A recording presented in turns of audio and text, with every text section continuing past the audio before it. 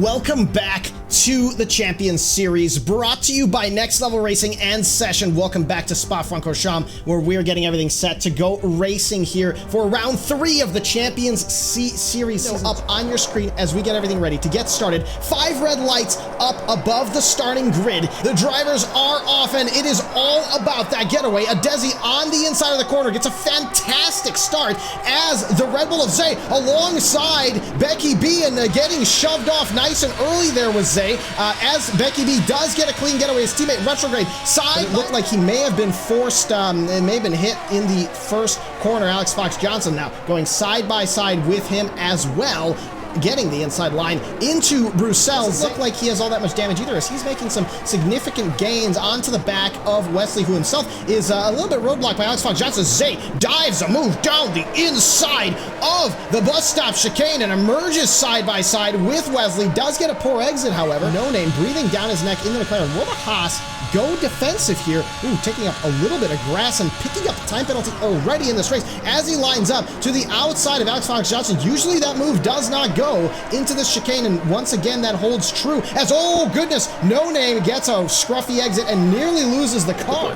Well, and of course Hudson is a very, very quick driver as well, so I wouldn't be surprised if that level of skill is playing into it as well. Now, Duck Lover's making a mistake on exit from No Name, and that just allows Charles Leclerc to, in a virtual wave by. Well, so I think that Mercedes is going to be a sitting duck down this main straight. We'll find out. That is very, very possible. We'll go on board with Waman now, as he is just, Coz is just flashing the whole way, and he did not, in fact, pick up DRS to Beckyb, and that is just going to allow Waman to eat him for breakfast. Finding in 8th gear, since they are all pressing and holding their overtake. They are all in the slipstream. They all have DRS, and there's absolutely no way past anyone with the F1 cars reaching the top speed. Hudson Poole, actually, I correct myself, has a phenomenally better exit out of the car and spins himself trying to make that overtake.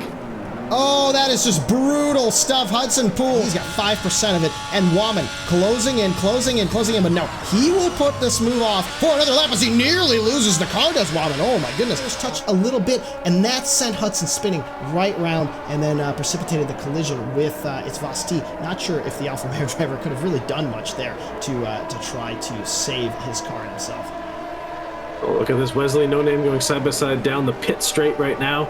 Keeping you at bay, and that makes him vulnerable to Waman behind. And Waman's been trying to save up a little battery, I'm sure, over the past couple of laps, but I'm sure his patience is also running out. He puts on a little bit of overtake on exit from Rodillon, and now with the wing, there's not going to be much Beckyb can do, and there's probably not going to be much that he wants to do.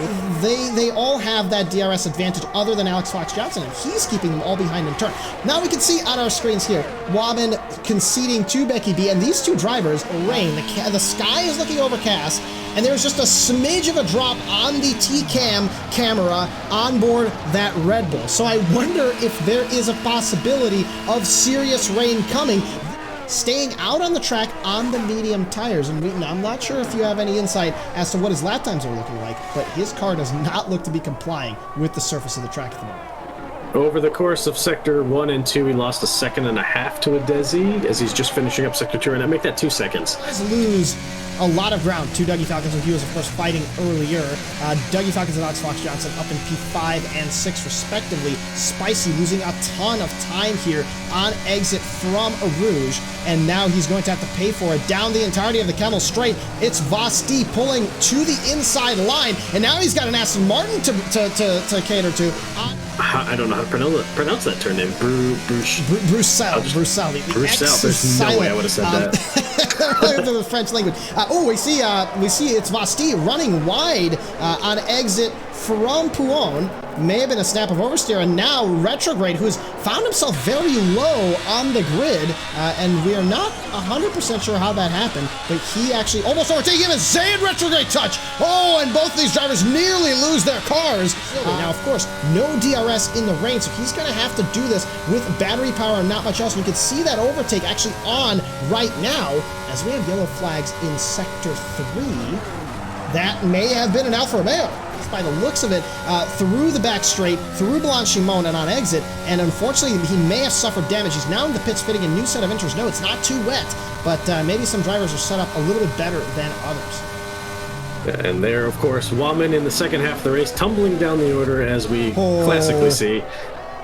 Oh, there's some contact between Alex Fox Johnson and Kaz Sylvie here through Lacombe. Rich Crate already right behind Hudson. The softs are going to be only slightly quicker, maybe, right as the track starts to get a little bit more dry, but they are going to get exponentially faster by the lap. By the last lap, they're going to be 5 or 10 seconds a lap faster than the intermediates on a drying track. Board now with Beckyb, who dives into the pits, who nearly clips the wall, but critically, Adezi Wheaton stays out on the circuit. Adezi out on intermediates. Wheaton, Beckyb pitting onto brand new soft tires.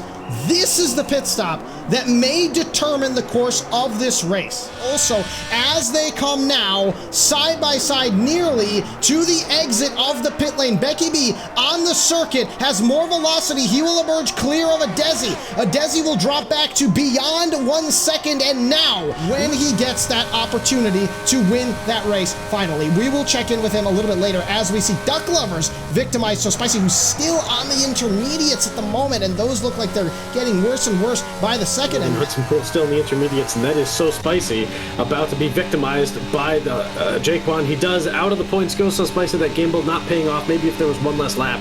As Beckyb in the Scuderia Ferrari car comes around the final corner, and he will come across the line. Oh, but wait, of course, he's got that time penalty. No, that is such a hype killer. Adezi knew it too this whole time, and Adezi does take the win of the Belgian Grand Prix, knowingly keeping himself within arm's length of Beckyb and managing that gap. And there he is, the Flying Finn, and an absolute dominating performance by Adezi yet again, taking his 3rd win in 3 races this season. What a brilliant performance, and a brilliant performance as well.